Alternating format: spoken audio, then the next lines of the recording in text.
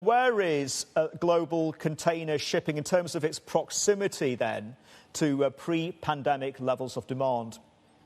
Yeah. So when we look at the demand in 2021 is already 6% ahead of 2019 level. So it's growing at just under 3% CAGR, which should not surprise anybody. I mean, to be honest, you don't need a pandemic to induce 3% global trade growth. What is surprising is that the demand has been uneven. It's unequivocally US is importing at double digit, whereas the rest of the world is still cruising along, or you can argue that many of the regions are yet to recover to the pre-COVID level. But global trade in aggregate, we are handsomely ahead of pre-COVID level. Parash, got to ask you about China and the zero COVID policy, the impact on port cities like Tianjin. Does that imply a second round of disruptions and more stress for the global shipping container industry?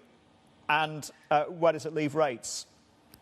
Yes, so the disruption in the last 2 years at any part of the supply chain has a ripple effect. So whether it happens in China, whether it happens in middle of Suez Canal or in the US, what is important to understand is that what this crisis has shown us is how lean the supply chain has become, and there is little margin of error.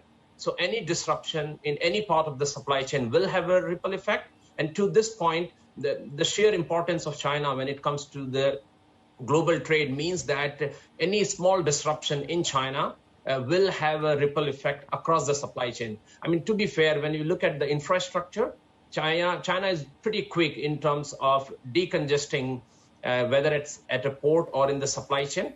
However, the chaos created because of this will eventually have an impact on the other side of the ocean. And that's why, as long as China maintains this very strict zero COVID stance, we cannot rule out disruption time to time as the year progresses.